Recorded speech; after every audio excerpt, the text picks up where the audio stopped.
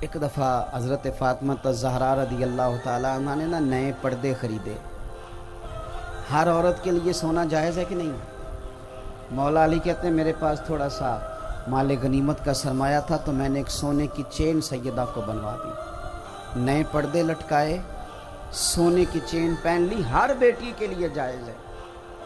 لیکن نبی کریم علیہ السلام تشریف لائے، پہلا قدم رکھا، حضرت فاطمہ کہتی ہیں حضور نے مجھے دیکھا، گھر دیکھا، اللہ کے رسول واپس چلے گئے،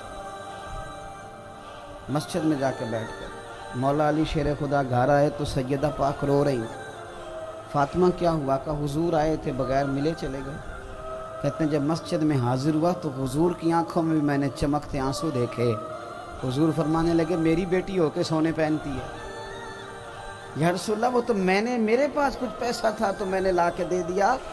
حضور نے بتایا، گویا اپنی امت کو بتایا، اگر میں بھی اپنی بیٹی کو سونا پہننے کی اجازت دے دیتا، اگرچہ جائز ہے، عورت جتنا مرضی پہن لے جائز ہے، لیکن اگر میری بیٹی بھی پہن لیتی تو امت کی غریب بیٹیاں کس کے طریقے پہ چلتی؟